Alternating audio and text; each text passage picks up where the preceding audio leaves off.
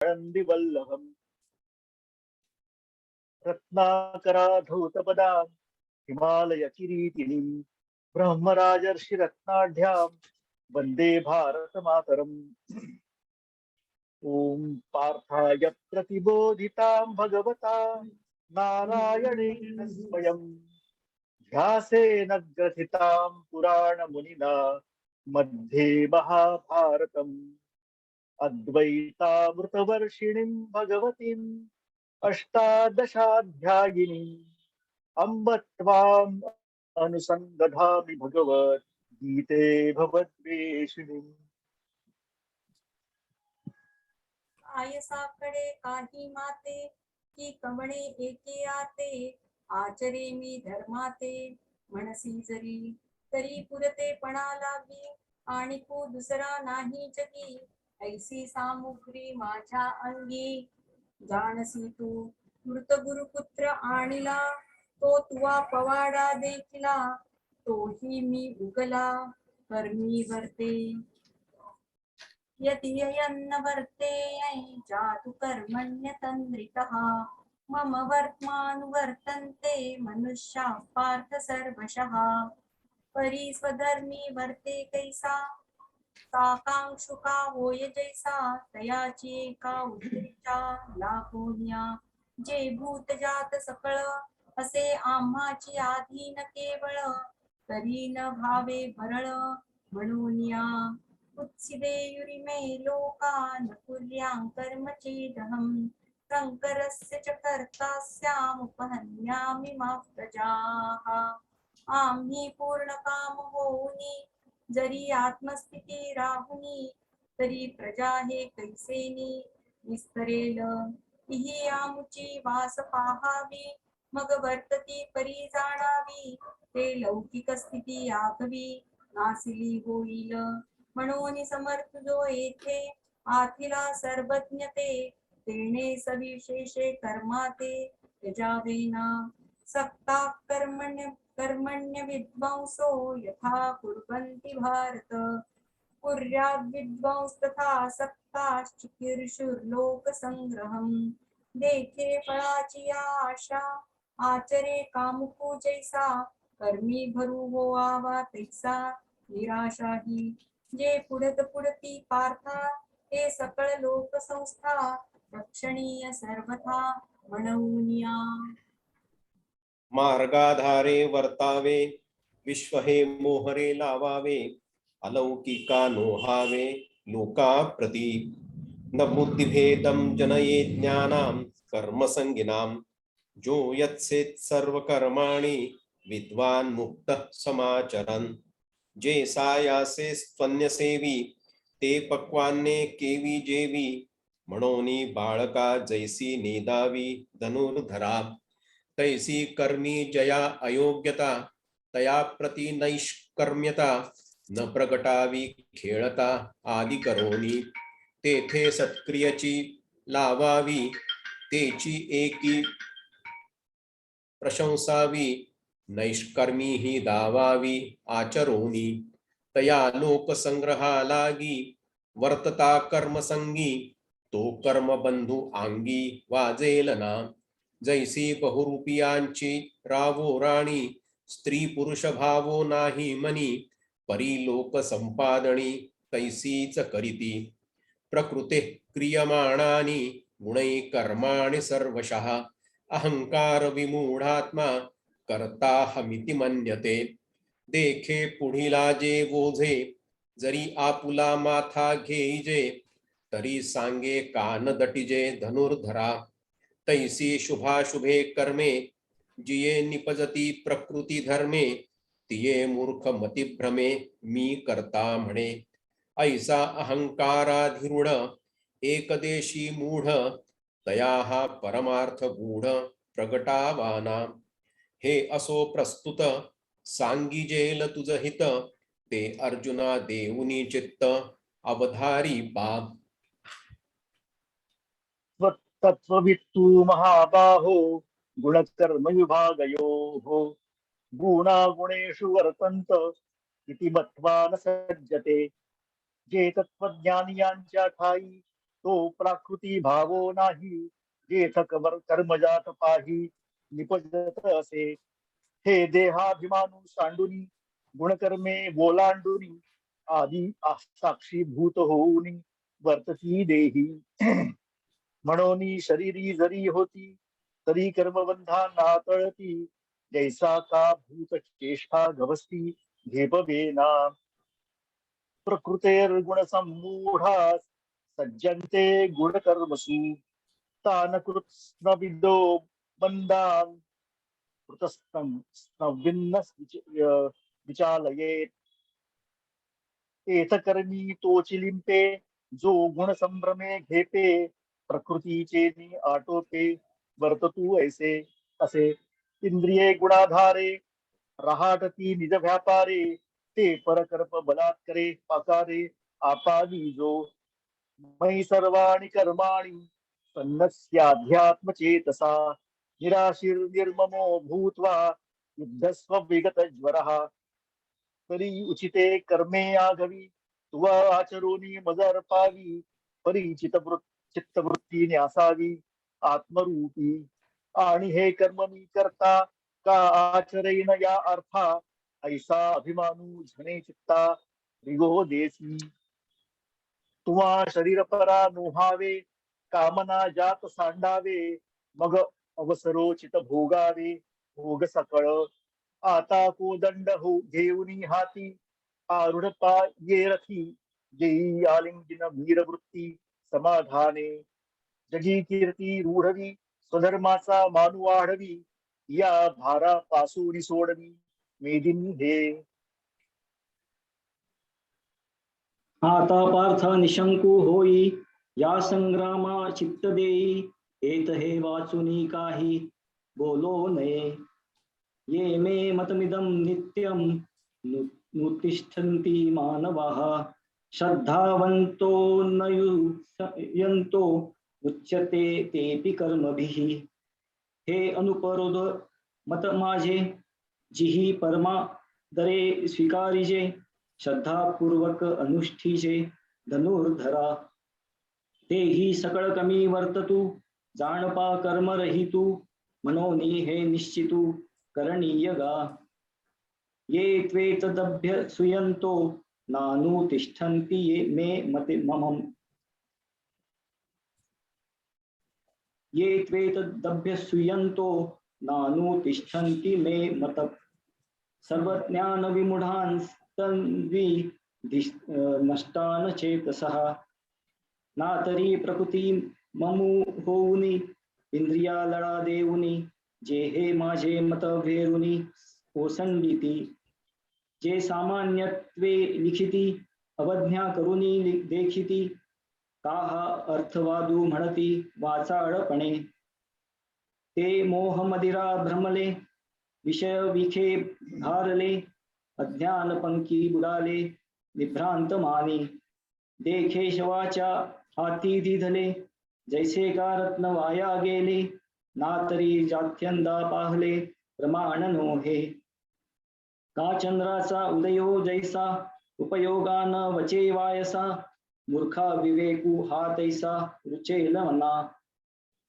तैसे जे पार्था विमुख या परमार्था तयासी संभाषण सर्वथा करावे ना मनोनी ते न मानिती आती निंदा ही करू लागती सांगई पतंगू काय साहती प्रकाशाते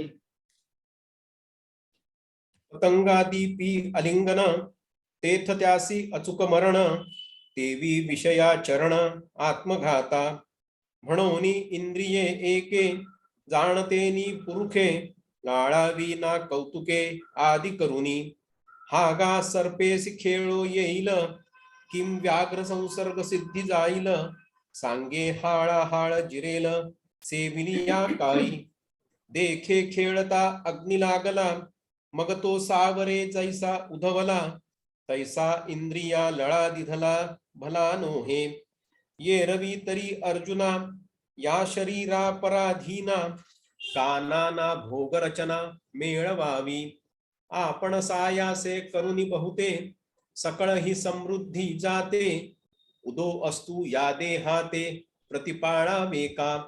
सर्वस्वे शिणोनी येथे आर्जवावी संपत्ती जाते. तेणे स्वधर्म सांडूनी देहाते ओखावे काई. मग हे तव पाच मेळावा शेखी अनुसरेल पंचत्वा. ते वेळी केला गे दिवसावा शिणू आपुला. म्हणून केवळ देह भरण ते जाणे उघडी नागवण. या लागी येथ अंतःकरण देयावेना. इंद्रियस्येंद्रियस्यार्थे रागद्वेषौ व्यवस्थितौ. तयोर्नः वशमागच्छेत् तोरस्य परिपंथिनौ. ये रवि इंद्रयाच्या अर्था सरिखा विषयो पोखिता. संतोषु कीर चित्ता आपजेल.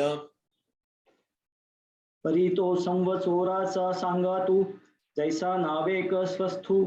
जव नगराचा प्रातू सांडी जेना. बापा विषाची मधुरता झणे आवडी उपजे चित्ता. परी तो परिणामू विचारिता प्राणू हरी. देखैक इंद्रियी कामू असे तो लावी सुख दुराशे. जैसा गडी मिनू आमिषे भुलविजे गा. परी तया माझी गळू आहे तो प्राणा देऊनी जे. तो जैसा ठाऊ वा नोहे झाकले मटपणे. तैसे अभिलाषे ये जे किजेल विषयांची आशा धरी जेल. तरी वरपडा होई जेल क्रोधा नळा. जैसा कवळ निया पारधी घातेची संधी. आणि मृगाते वृद्धी साधा वया. एथ तैसीची परी आहे म्हणून संगू हा तुझ नोहे. पार्था दोन्ही काम क्रोध हे घातुक जाणे. म्हणून हा आश्रोची न करावा मनेही आठवो न धरावा. एकू निज वृत्तीचा बोलावा नासो नेदी. श्रेयान् स्वधर्मो विगुणः परधर्मा स्वनिष्ठितात्. स्वधर्मे निधनं श्रेयः परधर्मो भयावह. अगा स्वधर्मू हा आपुला जरी का कठीणू जाहला. तरी हाची अनुष्ठीला भला देखै. येरू आचारू जो परावा तो देखता किर बरवा. परी आचरतेनी आचरावा आपुलाची.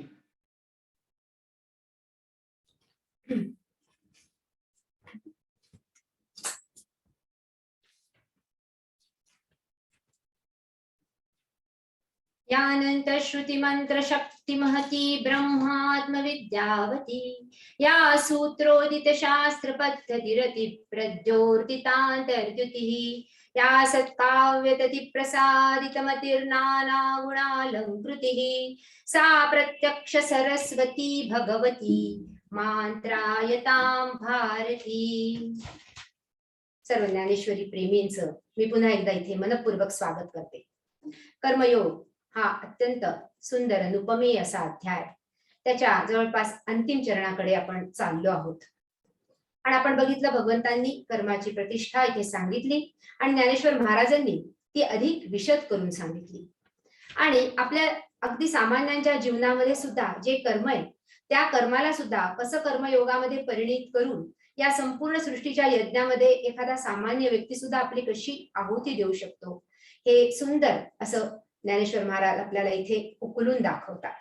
आणि मग सगळ्यांची माऊली होतात, सगळ्यांना आपल्या अंकावर घेतात. आपण ज्ञानेश्वरी बद्दल एक महती गाताना पण पाहिलं होतं. मी मोरा गुणेंचे एक वाक्य तुम्हाला सांगितलं होतं. ज्ञानेश्वरी काय करते तर वास्तवाशी कसं लढायचं किंवा वास्तव हे कसं स्वीकारायचं हे आपल्याला शिकवते. किंबहुना वास्तव स्वीकारायची एक शक्ती आपल्याला ती देते. आणि त्यांचे एक फार सुंदर वाक्य आहे की आपल्या जीवनाचा पसारा कितीही भयावह वाटला तरी डगमगून न जाता आणि या आपल्या जीवनाचा पसारा कितीही आनंददायी किंवा कितीही ऐश्वर्य संपन्न असला तरी देखील त्यात गुंतून न पडता, तो किती अनुकूल असला तरी त्यामध्ये गुंतून न पडता आपल्या वास्तवाचं किंवा आपल्या वस्तू जी आपली आत्मवस्तू आहे तिचा मागोवा घ्यायला ती आपल्याला शिकवते. आणि दोन्ही गोष्टी मधून कशा पद्धतीने समानतेने पाहता येतील किंवा समानतेने आपलं जीवन कसं केंद्रबिंदूतून पाहायचं हे ती आपल्याला शिकवते. आपण बघितलं कर्मयोग हा अध्याय आणि आपण या कर्मभूमीवर आलो आहोत आणि अखंड आपली कर्मयात्रा सुरू आहे. शेवटच्या क्षणापर्यंत आपली ही कर्मयात्रा थांबत नाही. किंबहुना भगवंतांनी निक्षूनच सांगितलं, नाही कश्चित क्षणमपि जातु तिष्ठत्य कर्मकृत. अकर्मकृत एक क्षण सुद्धा कोणीही राहू शकत नाही जो या देहामध्ये आलाय. मग ही कर्मयात्रा आपल्यासाठी आनंददायी का राहत नाही? कारण कर्तव्य कर्म करत असताना ते कर्म आपल्याला बंधन वाटू लागतं आणि या बंधनातून सुटायचं असेल तर त्या कर्माला कर्मयोगामध्ये कसं बदलायचं हे शिकवण्यासाठी गीता आहे आणि हे शिकवण्यासाठीच ज्ञानेश्वरी सुद्धा आहे. आणि मग ती खूप एकदा जाणली की मग ही कर्माची यात्राच आनंद यात्रा व्हायला लागते आणि मग जीवन आनंदाच्या मार्गावर अग्रेसर होतं. ज्ञानेश्वर महाराजांनी जे म्हटलं की गीता हे सप्तशती मंत्र प्रतिपाद्य भगवती मोह महिषा मुक्ती आनंद लिसे.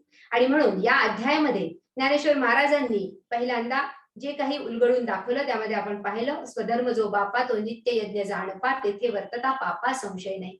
स्वधर्मालाच नित्य यज्ञ सांगून सगळ्यांना या यज्ञ प्रक्रियेमध्ये ज्ञानेश्वर महाराज सम्मिलित करून घेतात. अगदी थोड्या मोठ्या सगळ्यांना, रस्ता झाडणारा असो की एखादा मोठा खूप इंजिनियर असो की एखादा पंतप्रधान एखाद्या देशात, तो पण ह्या यज्ञामध्ये सम्मिलित आहे, या सृष्टीच्या यज्ञामध्ये. आणि आपापल्या क्षमतेनुसार त्याला जिथे ठेवलंय तिथूनच तो आपली आहुती, आपल्या कर्माची आहुती या कर्म यज्ञामध्ये अखंड चालणाऱ्या या सृष्टीच्या यज्ञामध्ये टाकतोय आणि या टीम वर्क मध्ये सहभागी होतोय. जो या टीम वर्क मध्ये सहभागी होत नाही, केवळ सृष्टीचं शोषण करतो आणि आपलं कर्तव्य कर्म नीट करत नाही, त्याला भगवंतांनी चोर ठरवलं. आणि मग 4 प्रकारचे लोक आहे आपण बघितलं. हे 4 प्रकारचे म्हणजे जे करायला पाहिजे पण करत नाही, दुसरे करायला पाहिजे पण करतातही आहेत, तिसरे जे आपण बघितले होते ते म्हणजे करायला आता आवश्यकता राहिली नाही म्हणून करायचं नाही म्हणून ते करतही नाही. आणि चौथा प्रकार जो आहे तो या संत महात्म्यांचा आहे की आता करण्याची आवश्यकता राहिली नाही पण अखंड कर्मरत आहे. आणि मग या अखंड कर्मरत राहणाऱ्या या लोकांमध्येच भगवंत आता स्वतःला सम्मिलित करतात आणि स्वतःचं उदाहरण अर्जुनासमोर ठेवतात. त्याच्या आधीचा श्लोक आपण बघितला, यद्यदा चरती श्रेष्ठ तत्त देवे तरो जनः सयत प्रमाणं कुरुते लोकस्तदनु वर्तते. जे श्रेष्ठ पुरुष जे आचरणात आणतात, यद्यदा चरती श्रेष्ठ तत्त देवे तरो जनः, तेच इतर जन सुद्धा आपल्या जीवनामध्ये अंगीकारतात. महाजनो येन गतः सपंथा असं म्हटलं जातं. मोठे लोक जो मार्ग प्रशस्त करतात, पाठीमागून लोक त्या मार्गावरून चालतात. हा एक म्हणजे ही एक कल्पना रूढ आहे. आता तसं होत नाही किंबहुना, पण तरी देखील ज्ञानेश्वर महाराज याचं फार सुंदर उदाहरण देऊन सांगतात की ते सांगतात, पहिल्यांदा तर सांगतात की जो चौथा प्रकार आहे की आता त्याला करण्याची आवश्यकता उरली नाही पण तरी देखील त्याने अखंड कर्मरत का राहायचंय की देखे प्राप्तार्थ झाले जे निष्कामता पावले तयाही कर्तव्य असे उरले लोका लागी. त्यांना कर्तव्य उरलंय, लोकांसाठी त्यांना मार्ग प्रशस्त करायचा आहे. त्यांच्या जीवनामध्ये त्यांनी जे काही प्राप्त करायचंय ते प्राप्त केलंय. आत्मज्ञानाची त्यांना प्राप्ती झालेली आहे. परमेश्वराशी त्यांचं नित्य अनुसंधान आहे.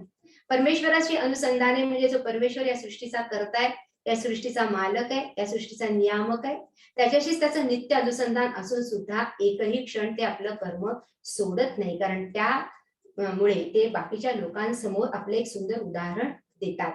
मार्गी अंधा सरिसा पुढे देखणाही चाले जैसा अज्ञाना प्रकटावा धर्म तैसा आचरून. ज्ञानेश्वर महाराजने जे उदाहरण दिलं आपण मागच्या वेळी पाहिलं की आंधळ्याच्या समोर ज्याप्रमाणे डोळस व्यक्ती चालते आणि त्याचा मार्ग प्रशस्त करते, त्याप्रमाणे अज्ञानी लोकांना अखंड कर्मरत राहून अज्ञानी लोकांना कर्माचा मार्ग प्रशस्त करावा लागतो.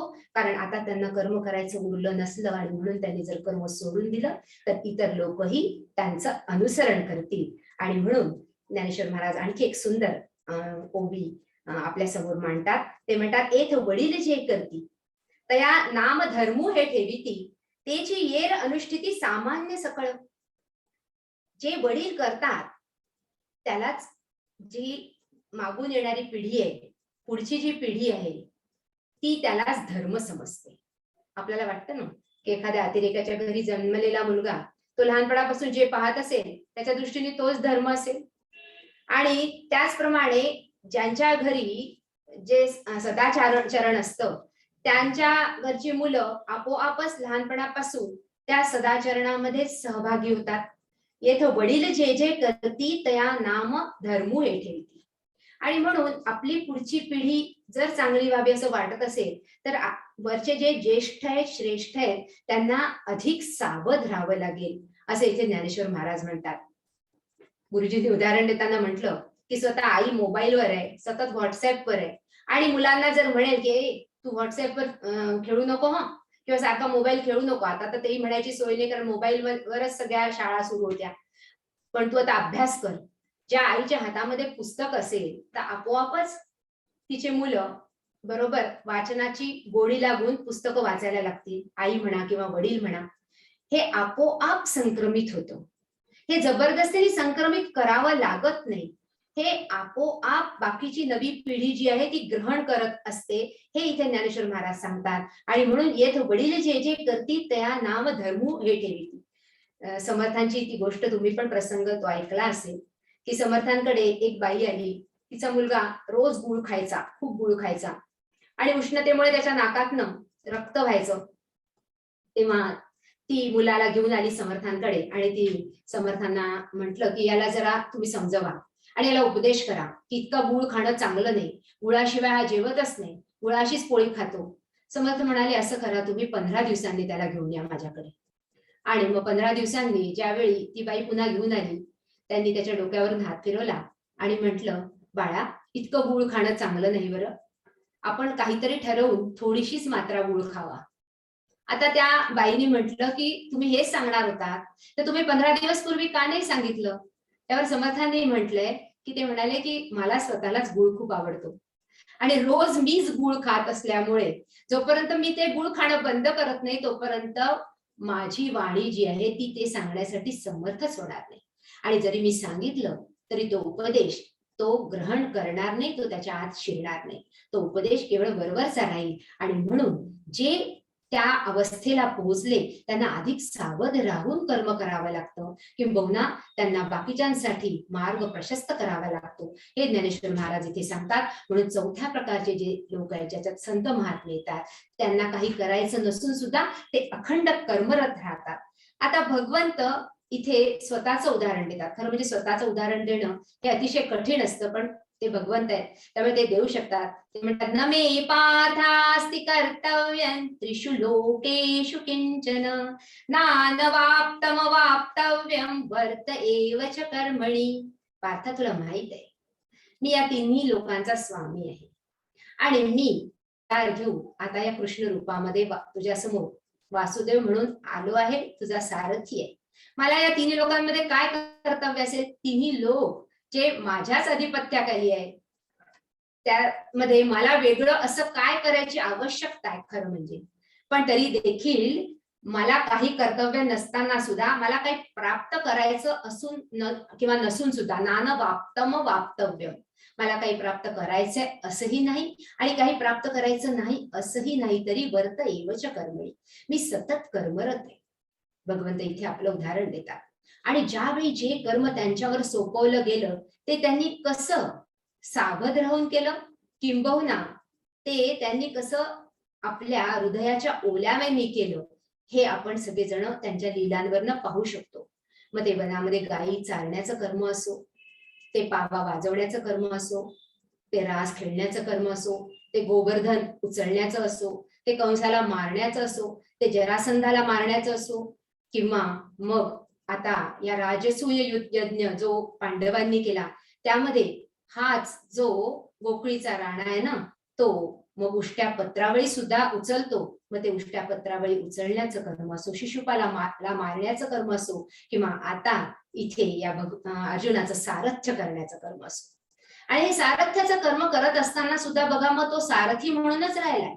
ज्यावेळी युद्धविराम व्हायचा आणि पहिल्यांदा तर धर्माच्या नियमाप्रमाणे किंवा युद्धाच्या नियमाप्रमाणे सगळेजण संध्याकाळच्या वेळी युद्ध थांबत आणि त्यानंतर संध्या स्नानाला जात.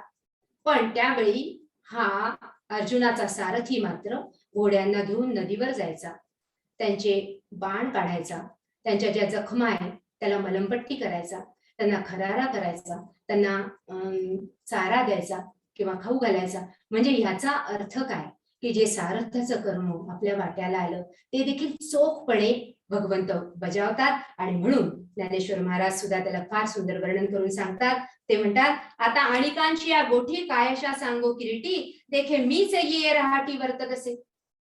जाऊ दे ना, बाकीच्यांचे उदाहरण मी तुला कशाला देऊ, मी माझंच उदाहरण देतो, कारण की माझं उदाहरण मी जास्त नीटपणे तुला देऊ शकीन. आणि देखे मीच ये रहाटी वर्तत असे, मी पूर्ण या रहाट गाडग्यामध्ये आपलं वर्तन नीटपणे करतो आहे. तरी पुरतेपणा लागी आणि तू दुसरा नाही जगी, ऐसी सामुग्री माझ्या अंगी जाणतोस. पुरतेपणा लागी म्हणजे परिपूर्णता माझ्यामध्ये आहे, मला काही मिळवायचंय असं सुद्धा नाही, तरी सुद्धा ही माझी जी सामुग्री तुला माहितीये, माझं हे सामर्थ्य तुला माहित आहे, तरी देखील मी सतत कर्मरत आहे. त्या सामर्थ्याचं वर्णन करताना ज्ञानेश्वर महाराज पुढच्या ओवीमध्ये म्हणतात, मृत गुरु पुत्र आणला, तो तुवा पवाडा देखिला, तोही मी उगला कर्मी वर्ते. एक प्रसंग आहे की ज्यावेळी सांदीपनी मुनींच्या आश्रमामध्ये कृष्ण शिकायला गेले होते आणि त्यानंतर गुरुदक्षिणा देण्याची जी पद्धत होती, त्यावेळी सांदीपनी मुनींचा जो पुत्र तो हरवला होता, किंबहुना तो मृत्यू पावला होता. आणि अशा वेळी त्यांनी आपला पुत्र तू मला आणून दे ही गुरुदक्षिणा मागितली. आणि भगवंतांनी मग त्यावेळी ते परब्रह्म तत्व स्वतःच्या मध्ये बाणून मग त्यांचा जो मृत पुत्र आहे तो त्यांना वापस आणून दिला. असा हा प्रसंग आहे. मग जो मृत झालेल्या पुत्राला गुरुपुत्राला आणू शकतो, त्याला अशक्य काय, त्याला आणखीन कशासाठी इथे या राहटगाडग्यामध्ये सम्मिलित व्हायला पाहिजे.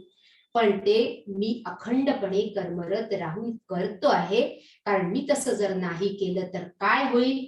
यदि ह्यन्वर्तेयं जातु कर्मण्यतन्द्रितः मम वर्तमानुवर्तन्ते मनुष्या पार्थ सर्वशः.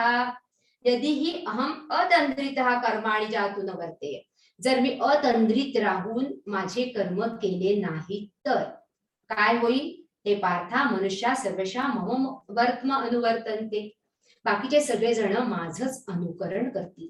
शब्द प्रयोग सुद्धा खूप सुंदर केलाय भगवंतांनी इथे. अतंद्रिता, तंद्री ज्याला आपण म्हणतो ना,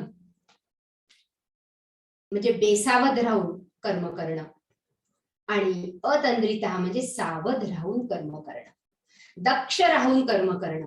त्या दक्षतेला भगवंत अतिशय महत्व देतात. जेव्हा असा जो प्रसंग आहे, ज्यावेळी युधिष्ठिराला यक्षाने प्रश्न विचारले 100 प्रश्न, तो प्रसंग आपल्याला सगळ्यांना माहित आहे. पण त्यातला एक प्रश्न असा आहे की धर्म म्हणजे काय, एका वाक्यामध्ये सांग किंवा एका शब्दात सांग. तेव्हा युधिष्ठिराने त्याचं उत्तर दिलंय, दाक्षम एक पदम धर्म. धर्म म्हणजे दक्षता, सतत सावधानता, अलर्टनेस. आणि गुरुदेव तर म्हणतात भगवंतांनी भक्तीमध्ये या दक्षतेला सम्मिलित करून आपल्यावर फार मोठा उपकार केला. कारण की भक्त म्हटला तर तो बेसावध, भक्त म्हटला तर तो भगवंताच्या नामस्मरणामध्ये रंगलेला. आता भक्त म्हटला तर त्याला वर्तमानाशी काही देणं घेणं नाही, भक्त म्हटला की त्याला व्यवहाराशी काही देणं घेणं नाही. हो, असे भक्त असतील, पण भगवंताचा प्रिय भक्त कोण, तर 12व्या अध्यायामध्ये भगवंत म्हणतात, अनपेक्ष शुचिर दक्ष. अनपेक्ष शुचिर दक्ष, जो दक्ष आहे, जो अलर्ट आहे, जो प्रत्येक क्षणी सावध आहे जीवनामध्ये. आणि म्हणून इथे सुद्धा भगवंत म्हणतात, मी सुद्धा सावध राहून माझे कर्म करतो. अतंद्रितः. ज्ञानेश्वर महाराज त्याच्यासाठी फार सुंदर वर्णन करतात. मी कसं कर्म करतो. भगवंत म्हणतात, परिस्वधर्मी वर्ते कैसा, साकांक्षु का होय जैसा, तयाची एका उद्देशा लागोनिया. साकांक्ष म्हणजे ज्याला आकांक्षा आहे, कर्मापासून फळाची अपेक्षा आहे, असे पण लोक आपण सगळेजण त्याच्यामध्येच आहोत. आपल्याला काही ना काहीतरी फळ पाहिजे असतं म्हणून आपण कर्म करतो. आपली दृष्टी बदलवायचा प्रयत्न भगवद्गीता करते, मधून मधून आपली दृष्टी बदलते, मधून मधून पुन्हा आपली दृष्टी आपल्या मूळ पदावर येते. पण ही दृष्टी बदलली की आजूबाजूची सृष्टी सुद्धा बदलायला लागते. म्हणून स्वधर्मामध्ये मी कसं वर्तन करतो.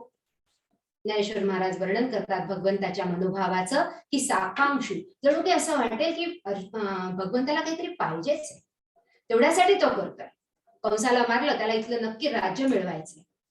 प्रत्येकाला जर कोणीही अशा पद्धतीचं करत असेल तर जो कर्म साकांक्ष भावनेने करतो तो हाच विचार करतो की ह्याला ह्याच्यातनं काहीतरी पाहिजे असेल. कारण की हा केवळ मनाचा मनोभाव आहे, अंतरंगामधली ही व्यवस्था आहे. बहिरंगामध्ये कर्म करत असताना ज्याला काही फळ पाहिजे आहे तो ज्या प्रकारे कर्म करतो त्याच प्रकारे जो निष्कामपणे कर्म करतो, ज्याला काही नको आहे तो पण करतो, दोघांनाही फळ प्राप्त होतात. किंबहुना निष्कामतेने कर्म करण्याचं फळ तर कधी कधी प्रसिद्धी मिळतं. आणि मग ती प्रसिद्धी पाहिजे असेल म्हणून हे कर्म करतायत संत महात्मे, असा सुद्धा एक विचार समाजामध्ये फोफावतो किंवा असा सुद्धा विचार येतो. आणि म्हणून भगवंत इथे म्हणतात, पण तरी देखील मी अतंद्रित राहून तसं कर्म करतो, कारण मी जर कर्म करणं सोडलं तर माझं नुकसान होणार नाही, पण ही जी लोकसंस्था आहे तिचं मात्र खूप मोठं नुकसान होईल. बाकीचे लोक त्या तुच्छ अवस्थेला न पोचता आपलं कर्म सोडून देतील आणि ना ते स्वतः त्या उच्च अवस्थेला पोहोचतील, निश्रेयसापर्यंत पोहोचतील, किंबहुना त्यांचा अभ्युदय सुद्धा त्यांच्या हातून सुटून जाईल. आणि म्हणून दोन्हीकडनं ते अपयशी होतील. हे भूत जात सकळ असे आम्हाचे आधीन केवळ, तरी न भावे बरळ म्हणून या. ज्ञानेश्वर महाराज म्हणतात भगवंत कर्म करतात कारण हे जे भूत जात आहे हे भगवंताचं अनुसरण करतात, मोठ्यांचं अनुसरण करतात, महानुभावांचं अनुसरण करतात, आणि त्यांनी कर्म करणं सोडलं तर बाकीचे लोक बरळ म्हणजे भ्रष्ट होतील आणि मग ही सगळी जी व्यवस्था हीच नष्ट होईल. उत्सीदेयुरिमे लोका न कुर्यां कर्म चेदहं संकरस्य च कर्तास्यामुपहन्यामि मा प्रजाः. मी जर कर्म करणार नाही तर ही सगळी लोकसंस्थाच नष्ट होईल. उत्सीदेयुरिमे लोका, अहं कर्म न कुर्यां चेत किंवा इमे लोका उत्सीदेयु. मी जर कर्म केलं नाही तर ही जी संपूर्ण लोकसंस्था आहे, ही लोकव्यवस्था आहे, हे संपूर्ण जे यज्ञ रूपाने या सृष्टीचं चालणारं कार्य आहे ते कार्यच नष्ट होईल, ही संस्था नष्ट होईल. आणि म्हणून या संकराचा जो म्हणजे कारण आहे, या संकर करण्याला कारण मी ठरेल. त्यामुळे मोठ्या लोकांना सावध राहून कर्म करावं लागतं. आम्ही पूर्ण काम होऊनी जरी आत्मस्थिती राहुनी तरी हे प्रजा हे कैसेने निस्तरेल. ज्ञानेश्वर महाराज म्हणतात, भगवंत म्हणतात, जर मी पूर्ण काम आहे, मी निरीच्छ आहे, आता मला काही नको, म्हणून मी कर्म सोडलं तर बाकीची प्रजा ही कशी वागेल. ही आमुची वास पहावी, मग वर्तती परी जाणावी, ते लोकस्थिती आगवी नासली होईल. हे आमच्याच मार्गाचं अनुसरण करतील आणि ही सगळी लोकस्थिती जी आहे ती लयाला जाईल. म्हणून समर्थू जे येथे आथिला सर्वज्ञते तेने सविशेषे कर्माते त्यजावे ना. म्हणून जो समर्थ आहे, जो श्रेष्ठ आहे, जो ज्येष्ठ आहे, जो त्या पदाला पोहोचलाय, ज्याला आत्मज्ञान झालेलं आहे, त्यांनी सविशेषे म्हणजे त्यांनी अगदी विशेष करून त्या कर्माचा त्याग करू नये. स्वामी विवेकानंदांना ज्यावेळी निर्विकल्प समाधीचा अनुभव त्यांचे गुरु ठाकूर रामकृष्ण देव यांनी दिला आणि ही निर्विकल्प समाधी जेव्हा त्यांना प्राप्त झाली त्यावेळी त्यांना त्या समाधीतून त्यांनी जाग पण केलं आणि त्यांना म्हटलं, थोड्या वेळच त्यांनी त्यांना त्याचा बोध दिला, फक्त स्पर्श केला आणि हा स्पर्श केल्यानंतर हे सगळं काही नष्ट झालेलं त्यांना दिसलं. त्यांनी ते स्वतः लिहून ठेवलेलं आहे आणि अचानक त्यांना त्यांचा देह सुद्धा नष्ट झाला असं वाटलं आणि त्या आत्मज्ञानामध्ये ते निमग्न झाले. कुठलीही म्हणजे निर्विकल्प ज्याला आपण म्हणतो, कुठल्याही कल्पना नाही किंवा कुठल्याही वृत्ती नाही, अशा प्रकारची ही अवस्था. पण तरी देखील ठाकूर रामकृष्ण देवांनी त्यांना त्या अवस्थेतून बाहेर काढलं आणि त्यांना सांगितलं की तुझ्या निर्विकल्प समाधीला मी आता कुलूप लावलाय, ती तुला पुन्हा प्राप्त होणार नाही. तू कितीही प्रयत्न केलास तरी तुला मी ती प्राप्त होऊ देणार नाही, कारण की तुला या सृष्टीमध्ये जे कार्य करायचंय, ज्यासाठी तुला जगदंबेने इथे पाठवलंय ते कार्य तुला करायचंय. तू केवळ या निर्विकल्प समाधीमध्ये बसून राहिला तर ते कार्य कोण करेल. आणि म्हणून त्यांनी त्याच्या निर्विकल्प समाधीला कुलूप लावलं, असा तो प्रसंग आहे. आणि म्हणून लोकमान्य टिळकांच्या सुद्धा जीवनामधला प्रसंग बघा. ते मंडाल्यामधनं ज्यावेळी सुटून आले आणि त्यांनी तिथे गीता रहस्य हा ग्रंथ लिहिला आणि आपल्याला माहितीये की तो त्या जेलरनी दिला नाही. त्यांनी तो पुन्हा आल्यानंतर सगळा जो त्याच्या स्मरणात होता तो पुन्हा तसाच्या तसा लिहून काढला. आणि त्यानंतर त्यांची कोणती अवस्था असेल आपण समजू शकतो, ज्यांनी हा गीता रहस्य या कर्मयोगावर हा ग्रंथ लिहिला. पण तरी देखील सकाळी उठल्यापासून अखंड रात्रीपर्यंत लोकमान्य कर्मरतच राहत. अगदी सकाळी असं म्हटलं जातं, त्यांचा एक प्रसंग मी वाचला की सकाळी बंब पेटवण्याचं कार्य, त्या काळामध्ये पाणी बंबावर तापवलं जायचं, ते बंब पेटवण्याचं काम हे लोकमान्याकडे होतं आणि ते काम त्यांनी कधी शेवटपर्यंत सोडलं नाही. सकाळी उठून बंब पेटवणं. आमचे दादा, माझे सासरे अखंड कर्मयोगी होते. शेवटच्या वेळी त्यांचा ऍक्सिडेंट झाला आणि ऍक्सिडेंटनी नंतर ते गेले. पण तरी देखील आम्ही सगळ्यांनी हे बघितलेलं आहे की त्यांचे कपडे दोरीवर वाळत होते. त्या दिवशी सुद्धा त्यांनी त्यांचे स्वतःचे कपडे धुतलेले होते. आज तर मी त्यांच्या या टेबलच्या इथे बसून बोलू शकते, पण तिथली इकडची काडी इकडे करायची आम्हाला त्यावेळी प्राज्ञा नव्हती. आणि मुख्य म्हणजे त्यांचं सगळं कार्य ते स्वतः करत, अगदी पोस्टामध्ये पत्र टाकण्यापासून तर धोब्याकडे जाऊन आपले कपडे आणण्यापासून हे सगळे काम अखंड कर्मरत, शेवटच्या क्षणापर्यंत कर्मरत असं जीवन जगून त्यांना दाखवावं लागतं विशेष करून, असं इथे भगवंत म्हणतात. आणि सक्ता कर्मण्य विद्वांसो यथा कुर्वन्ति भारत कुर्याद् विद्वांसथा सक्तश्चिकीर्षुर्लोक संग्रहम.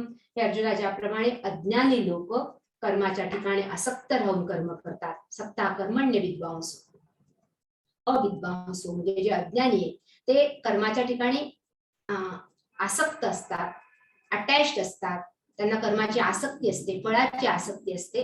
त्याचप्रमाणे जे विद्वान आहे त्यांनी सुद्धा कर्म सतत केलं पाहिजे. बाहेरून असं वाटलं पाहिजे की यांना किती आसक्ती आहे, त्यांना किती ठिकाणचं राज्य मिळवायचंय, त्यांना किती वर्ष पंतप्रधान राहायचंय, त्यांना किती प्रसिद्धी मिळवायची आहे, असं वरून वाटू शकतं.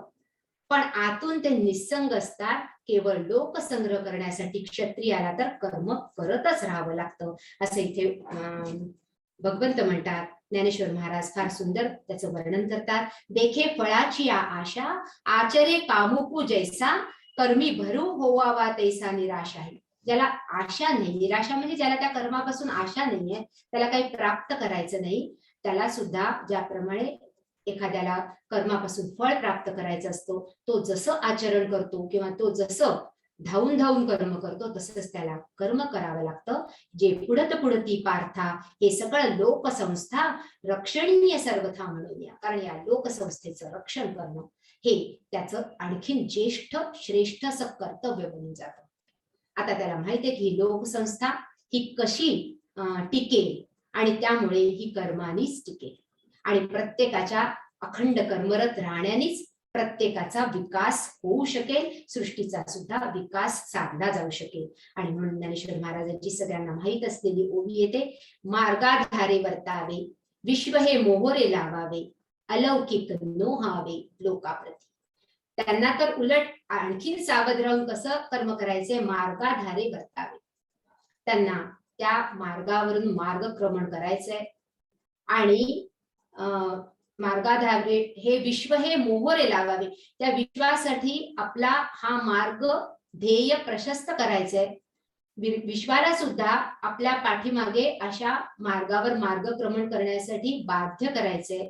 अलौकिक नोहावे आणि आपल्यामधलं अलौकिकत्व जिकडे तिकडे प्रकट करायचं. अगदी सामान्य जीवन त्यांना जगायचंय. सामान्यपणे जीवन जगताना दिसणारे हे महात्मे अंतःकरणामध्ये मात्र त्या परमात्म्याशी एकरूप झालेले असतात. आणि ज्ञानेश्वर महाराज सुद्धा ते अलौकिकत्व कुठे प्रकटवू नका असं निक्षून इथे सांगतात.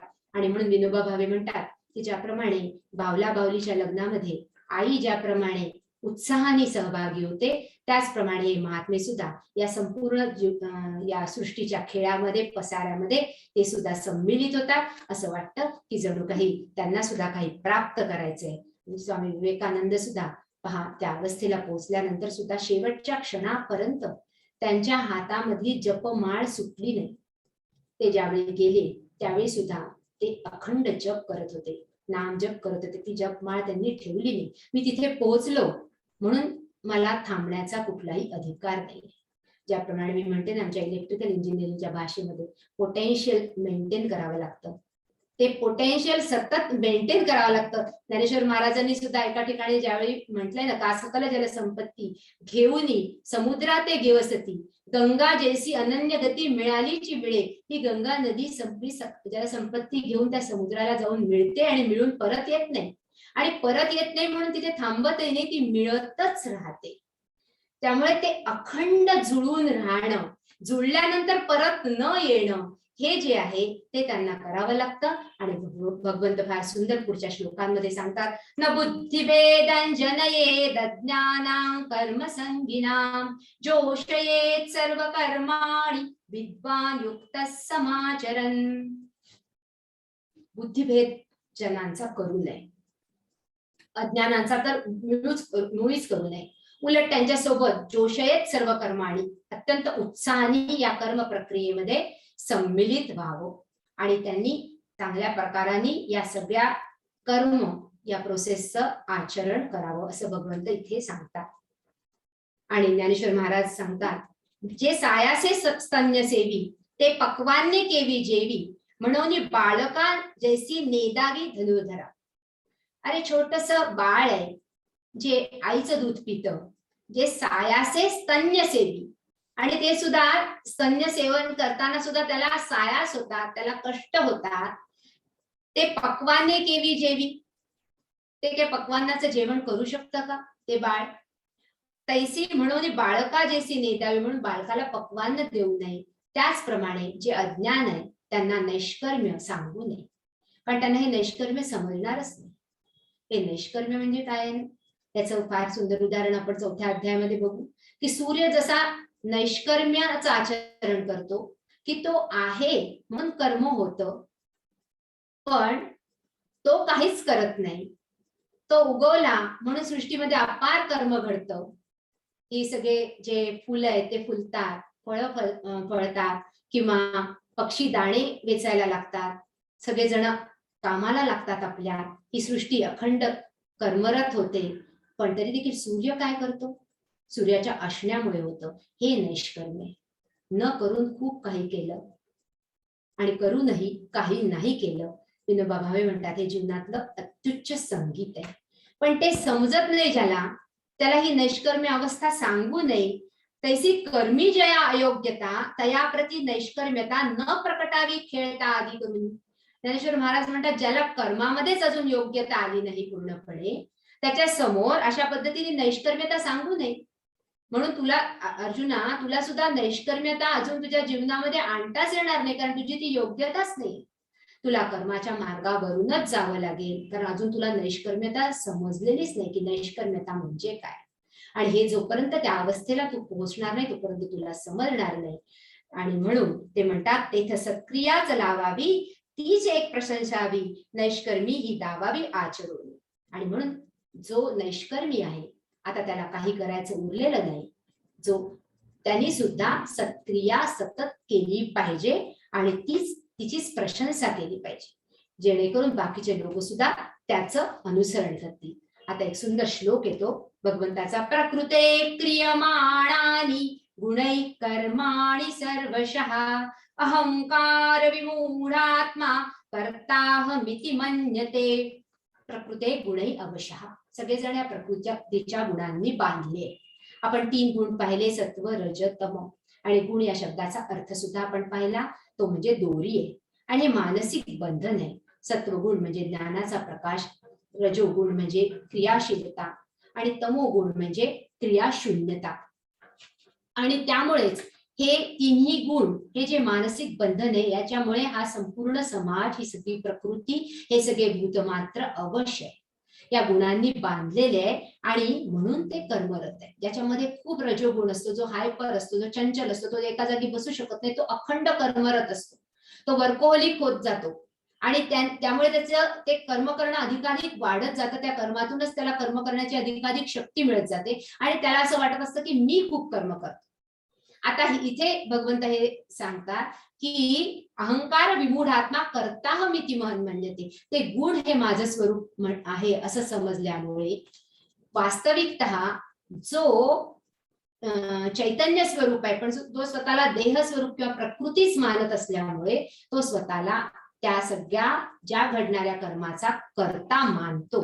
ज्ञानेश्वर महाराज त्याच्यासाठी फार सुंदर सांगतात, म्हणतात ती शुभाशुभ कर्मे तिये निपजती प्रकृती धर्मे, तिये मूर्ख मती भ्रमे करता म्हणे. जो मूर्ख आहे किंवा जो अज्ञानी आहे तो समजतो की हे मी करतोय, वास्तविक त्या चैतन्याच्या प्रभावामध्ये, त्या चैतन्याच्या असण्यामुळे ते कर्म घडतं.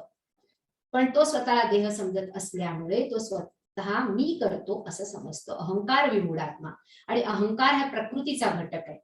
जी प्रकृती अष्टधा प्रकृती सांगितली ना, भूमिरापो नलो वायू खम मनो बुद्धी रेवच अहंकार इति यम्मे भिन्ना प्रकृती अष्टधा.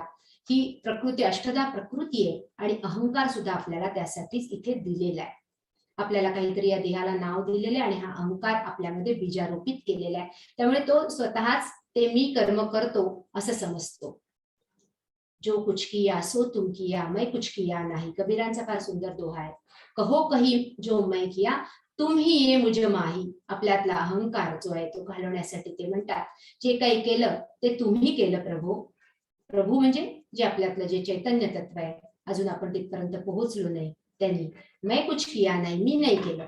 पण जर कोणी असं समजत असेल की हे मी केलं तर ते तू माझ्यामध्ये आहे म्हणून हे घडलंय. मागच्या वेळी आपण बहिणाबाईंची ती कविता पाहिली होती आणि त्यांनी सुद्धा असंच या सृष्टीमध्ये घडणाऱ्या अपार कर्माकडे आपलं लक्ष वेधलं. आणि हे पशुपक्षी सुद्धा कसे कर्मरत आहे, मग तू का बरं आपल्या कर्माचा अहंकार ठेवतो आपल्या मनामध्ये, असं मनुष्याला ती विचारते. अरे खोप्यामध्ये खोपा सुगरणीचा चांगला, देख पिलासाठी तिने झोका झाडाले बांधला. पिल निजली झोक्यात जसा झुलता बंगला, तिचा पिलामध्ये जीव जीव झाडाले टांगला. खोपा इनला जसा गिलक्याचा घोसा, पाखराची कारागिरी देख देख रे मानसा. त्या सुगरणीचं जे घर असतं ना, इनला जसा गिलक्याचा घोसा, पाखराची कारागिरी देख देख रे मानसा. तिची लुसीची चोच तेच दात तेच ओठ, तुला दिले रे देवाने 2 हात 10 बोट. अरे ती पण कर्मरत आहे, तर तुझ्या या अखंड कर्माचा अहंकार इतका कशासाठी मानतो. आणि म्हणून इथे भगवंत आपल्याला सावध करतात की कशा पद्धतीने साक्षी भावाने आपल्याकडून घडणाऱ्या कर्माला आपण बघायला शिकलं पाहिजे. ज्ञानेश्वर महाराज म्हणतात त्याच्यासाठी की तेसी शुभाशुभ कर्मे चिये निपजती प्रकृती धर्मे, तिये मूर्ख मती भ्रमे करता म्हणे. ऐसा अहंकारादी रूढ एकदेशी मूढ, तया हा परमार्थ गूढ प्रकटावाना. पण जो अशा पद्धतीने इतका देहाभिमानी आहे किंवा स्वतःला देहच समजतो, जराही साक्षी भावानी तो आपल्यातले हे 2 तत्व बघूच शकत नाही, अशा व्यक्ती समोर हा जो विचार आहे, हा जो सिद्धांत आहे, हा गूढ परमार्थ आहे, तो प्रकटू सुद्धा नाही. प्रकटावा ना सरळ सांगितलं की त्याला ते सांगू पण नाही, कारण त्याला ते कळणार नाही, त्याला ते रुचणार नाही आणि त्याला ते पचणार सुद्धा नाही. तत्ववित्तु महाबाहो गुणकर्म विभागयोः, गुणागुणेषु वर्तन्त इति मत्वा न सज्जते. प्रकृते गुणसम्मूढा सज्जन्ते गुणकर्मसु, तान् कृत्स्नविदो मंदान् कृत्स्नविन्न विचालयेत्. आता भगवंत इथे 2 प्रकारच्या लोकांचं वर्णन करतात. एक म्हणजे ज्यांना हे समजलंय की कशामुळे हे कर्म होत आहे, आणि दुसरं ज्यांना अजूनपर्यंत ते समजलं नाही. तत्ववित्तु महाबाहो गुणकर्म विभागयोः. आता हे जे तत्ववित्त आहे, ज्यांनी हे तत्वज्ञानाने जाणलं, ज्यांना या सृष्टीचं तत्व कळलं, त्याचं सार कळलं. तत्व म्हणजे त्याच्यामध्ये असलेलं सार, जसं आपण बालकत्व म्हणतो, वृद्धत्व म्हणतो, तसं तत्व त्याच्यामध्ये असलेलं सार कळलं आणि त्याच्यातलं लॉजिक कळलं, आणि तो मग समजून घेतो की कसे हे गुण एकमेकांमध्ये प्रविष्ट होऊन काम करून घेतात. गुणागुणेषु वर्तन्त इति मत्वा न सज्जते. म्हणून मग त्या गुणांनी घडलेल्या कर्मांना तो साक्षीभूत होऊन पाहू शकतो आणि मग त्या कर्माचा लेप तो आपल्या अंतःकरणावरून पुसू शकतो किंवा त्याचा अहंकार तो पुसू शकतो. पण दुसरा जो आहे, जो प्रकृते गुण सम्मूढा, जो या प्रकृतीच्या या गुणांनी असम्मूढ झालाय, बांधलेला आहे, तो मात्र या गुणांनी घडलेल्या कर्मामध्ये सज्जनते म्हणजे बांधला जातो. पण अशा व्यक्तीला तान कृष्ण मदो विंदान दान कृष्ण विदो मंदान असा जो अकृष्णविद आहे, म्हणजे ज्याला समजत नाही त्याला मंद आहे, त्याला जो संपूर्णपणे समजू शकतो, जो कृष्णविद आहे, त्यांनी न विचारले म्हणजे त्याला विचलित करू नये, त्याला त्याची कर्माची यात्रा फळाच्या प्राप्तीसाठी सुद्धा का होईना करू द्यावी. कारण नाही तर मग ही संस्था चालणार नाही. ते देहाभिमानु सांडुनी गुणकर्मे ओलांडुनी साक्षीभूत होऊनी वर्त्यती दे. तो जो उत्तम ज्ञानी आहे ना, त्याचं वर्णन ज्ञानेश्वर महाराज करतात की त्यांचा देहाभिमान गेलेला आहे. तो देहाभिमान सांडुनी गुणकर्मे ओलांडुनी, आणि या गुणकर्म जे आहे त्यांना तो गुणांमुळे घडणाऱ्या कर्मांना तो साक्षी भावाने बघू शकतो की सत्वगुणामध्ये प्रविष्ट असताना कसं कर्म घडतं, रजोगुणामध्ये असताना कसं, आणि तमोगुणामध्ये असताना कसं कर्म घडतं, हे तो आपल्या देहामध्ये राहूनच साक्षी भावाने बघू शकतो, द्रष्टा होऊन बघू शकतो. आणि म्हणून साक्षीभूत होऊन वर्तती देही. उत्तम ज्ञानी या साक्षीत्वाच्या स्थितीमध्ये जाऊन पोहोचतो. तो डिटॅच होऊन बघू शकतो. त्याप्रमाणे तटस्थ म्हटलं जातं त्याला, तटावर स्थित, तटस्थ. जो तटावर बसलेला आहे तो नदीचा प्रवाह ज्याप्रमाणे दुरून बघू शकतो त्याप्रमाणे हा तटस्थ होतो. म्हणजे ज्याला आपण म्हणतो द्रष्टा होतो, तटस्थ. तो म्हणतात आपण तो व्यक्ती तटस्थ आहे. तटस्थ म्हणजे काय? तटावर बसलाय, तो त्या प्रवाहामध्ये सम्मिलित नाहीये, तो दुरून बघतोय. त्याप्रमाणे हा तत्वविद आहे, हा जीवनाच्या या प्रवाहाला दुरून बघू शकतो. पण जो असम्मूढ आहे तो मात्र त्यामध्ये प्रविष्ट होऊन ते गुण जे काही कर्म करतात ते स्वतःच स्वरूप मानतो आणि ते माझ्याकडनंच घडतंय असं समजतो. मग आपण काय करायचं? भगवंत म्हणतात, कारण की अर्जुनाच्या माध्यमातून, कारण अर्जुन आता कर्म करायला घाबरतोय, कर्माच्या परिणामाला घाबरतोय, आणि म्हणून भगवंत म्हणतात मग त्याच्यासाठी तुला सोपा उपाय सांगतो. तुला कर्म आणि कर्माच्या परिणामातून किंवा कर्माच्या फळातून तुला जर मुक्त व्हायचं असेल तर ती कर्म कर आणि मला अर्पण कर. मयि सर्वाणि कर्माणि संन्यस्याध्यात्मचेतसा निराशीर्निर्ममो भूत्वा युध्यस्व विगतज्वरः. विगतज्वर होऊन तू आता युद्ध कर. ज्वर त्याला आपण म्हणतो ना की ताप आला अर्जुनाला, आता हा ज्वर आलेला आहे आणि हा ज्वर आल्यामुळे हा मानसिक ज्वर आहे. त्याच्यामुळे त्याचं शरीर सुद्धा त्या ज्वराच्या अधीन झालंय. आपल्या मनोवृत्तीचा परिणाम आपल्या शरीरावर होतो, आपल्या शरीराचा परिणाम आपल्या मनोवृत्तीवर होतो, आपल्या मानसिकतेवर होतो. शरीर जर विकल असलं तर मन सुद्धा विकल होतं, आणि मन जर विकल असलं तर शरीर सुद्धा विकल होतं. या दोन्हीचा एकमेकांवर परिणाम होतो. अर्जुनावर झालेला आहे. म्हणून भगवंत म्हणतात विगत ज्वराहून तू युद्ध कर, विगत ज्वर होऊन. पण मग कसं कर? मयि सर्वाणि कर्माणि संन्यस्य अध्यात्मचेतसा. संन्यस्य म्हणजे अर्पण करणे, त्याग करणे. मला सगळी कर्म अर्पण कर. तुला परिणाम नकोय ना, ठीक आहे, मी त्याची रिस्पॉन्सिबिलिटी घेतो. तुमच्या जीवनामध्ये घडणाऱ्या सगळ्या कर्मांची, त्याच्या परिणामांची जी काही जबाबदारी आहे ती भगवंत घ्यायला तयार आहे, जर आपण खऱ्या अर्थाने त्याला ते अर्पण करायला शिकलो तर. ज्ञानेश्वर महाराज फार सुंदर सांगतात, तरी उचित कर्मे आघवी तू आचरो निवज अर्पावी परिचित्त वृत्ती न्यासावी आत्मरूपी. उचित कर्म म्हटलं आता त्यांनी, भगवंतांनी सगळी कर्म म्हटलं, पण ज्ञानेश्वर महाराजांनी त्याला आता उचित कर्म म्हटलं. जी करायला पाहिजे ती कर्म ती तू आचरोनी मज अर्पावी. तू ती आचरणात आण आणि मला अर्पण कर. आणि चित्तवृत्ती न्यासावी आत्मरूपी. आणि तुझी चित्तवृत्ती आहे तिचं अनुसंधान तू त्या आत्मरूपाशी ठेव. हे कर्म मी करता का आचरेन या अर्था ऐसा अभिमानू झणे चित्तारे बोदेसी. हे कर्म आणि हा मी त्याचा करता या अर्थाने त्याचं आचरण करू नको, हा अभिमान तुझ्या अंतःकरणातून काढून टाक. याचं कारण हे आहे की भगवंताला ज्यावेळी आपण अर्पण करू त्यावेळी आपण त्याला डिटॅच व्हायला शिकू, आपण त्या आपल्या कर्मापासून आणि त्या कर्माच्या फळापासून. हे बघा, भगवंत कुठे बसलेले नाहीये. आपण ज्यावेळी म्हणतो ना की परमात्म्याला अर्पण करावी, कर्मसृष्टी त्याला अर्पण करावी, परमात्मा तिथे बसला नाही तुमची सगळ्यांची कर्म घ्यायला, किंबहुना आपल्या कर्माचं फळ हे आपल्यालाच मिळतं. हा सृष्टीचा सिद्धांत आहे. ज्ञानेश्वर महाराजांनी आपल्या संपूर्ण ज्ञानेश्वरीचं जे श्रेय ते निवृत्तीनाथांच्या पदरामध्ये टाकलं. तैसे श्री निवृत्तीनाथांचे गौरव आहे जी साचे, ग्रंथ नव्हे हे कृपेचे वैभव तिये. ते म्हणतात हा ग्रंथ नाही, हा त्यांच्या कृपेचं वैभव आहे. किंबहुना तुमचे केले धर्मकीर्तन सिद्धीस नेले, येथे माझे जी उरले पायीकपण, इथे माझं पायीकपण आहे, मी केवळ सेवक आहे त्यांचा, हे त्यांनी सिद्धीस नेलं किंवा माझ्या श्रोत्यांनी सिद्धीस नेलं असं म्हणून त्यांच्या पदरामध्ये पूर्ण माप टाकतात. पण 700 वर्षानंतर सुद्धा आपण म्हणतो ज्ञानेश्वरी कोणी लिहिली, कुणाच्या मुखारविंदातून प्रवाहित झाली? आपण ज्ञानेश्वरांच्याच मुखारविंदातून प्रवाहित झाली म्हणतो.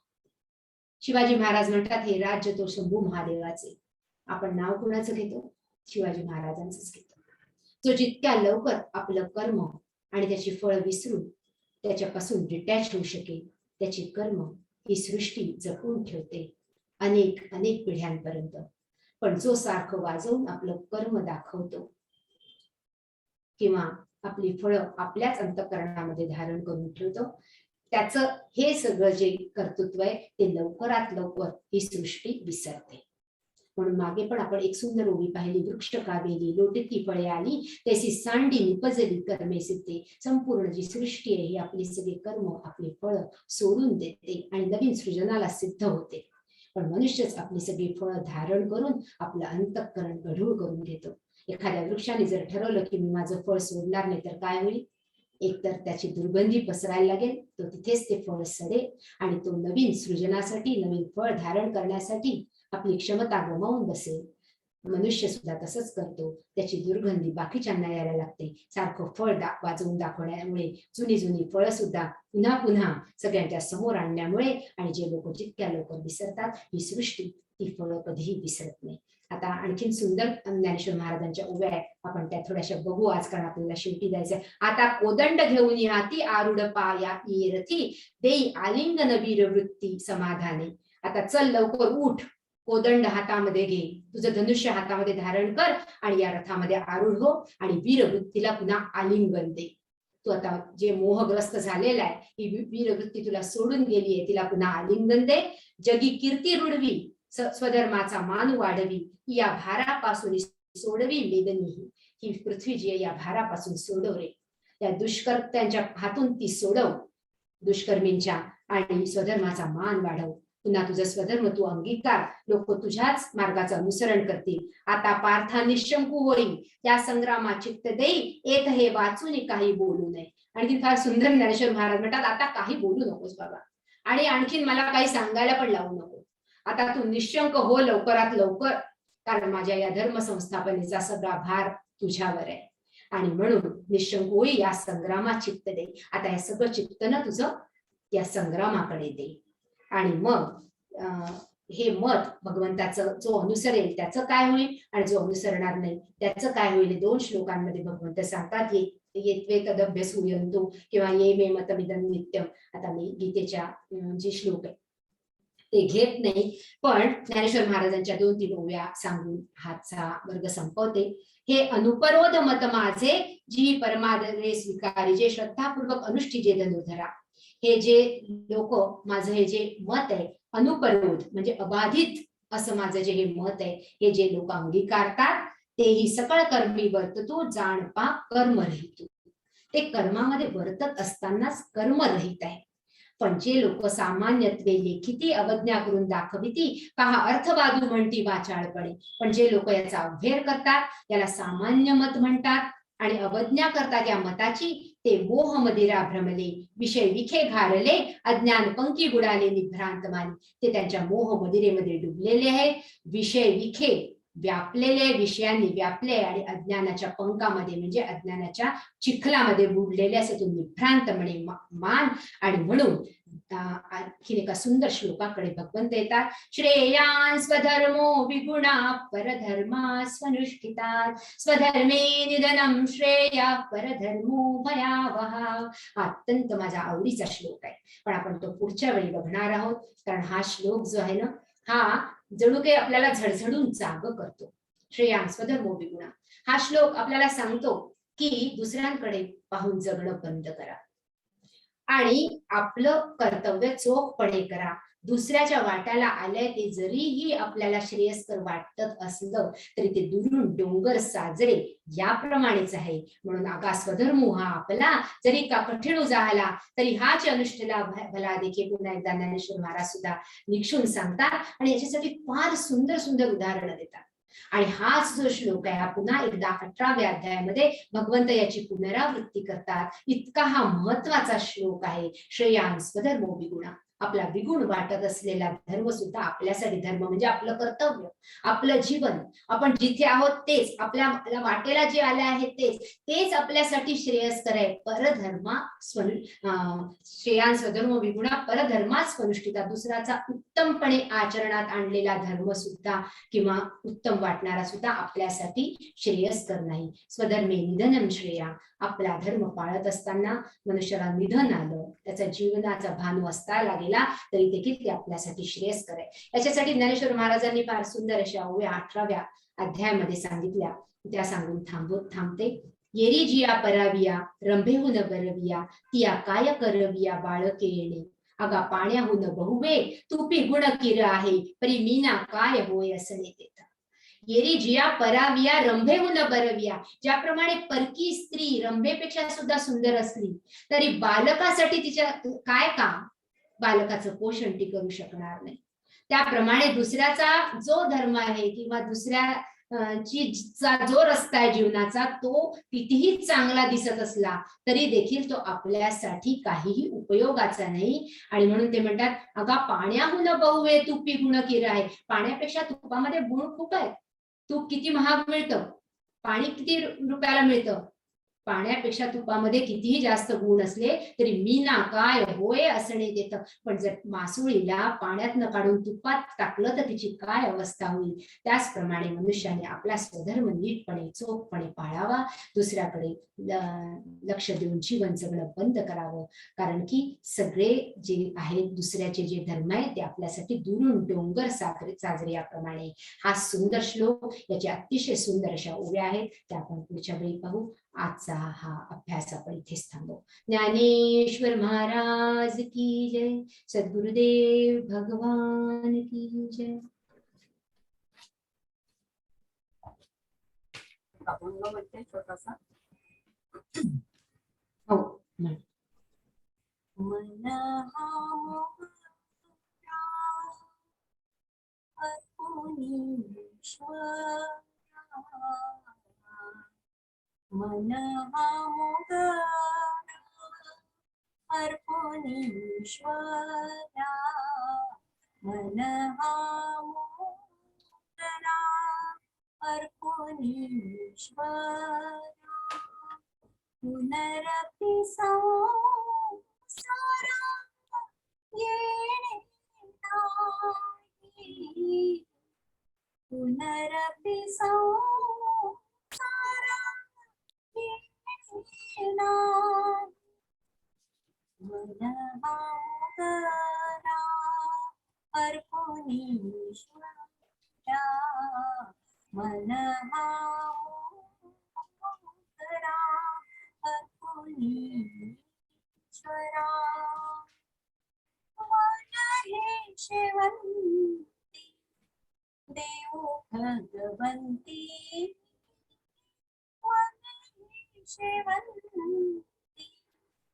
देऊ भगवंती, पुनरपि संस्कृती येणे नाही, येणे नाही, मन हा मोहरा अर्पुनी ईश्वरा, मन हा मोहरा अर्पुनी ईश्वरा.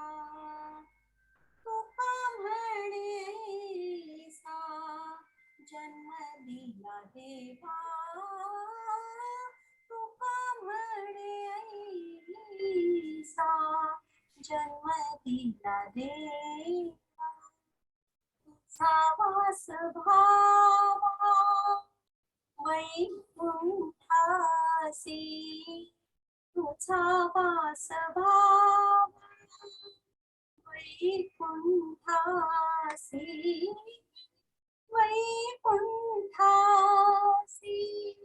मन हा मोगरा अर्पुनीश्वरा मन हा मोगरा अर्पुनीश्वरा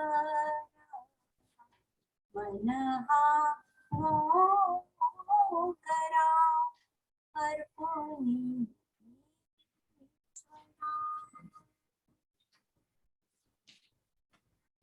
खूप छान कल्पना.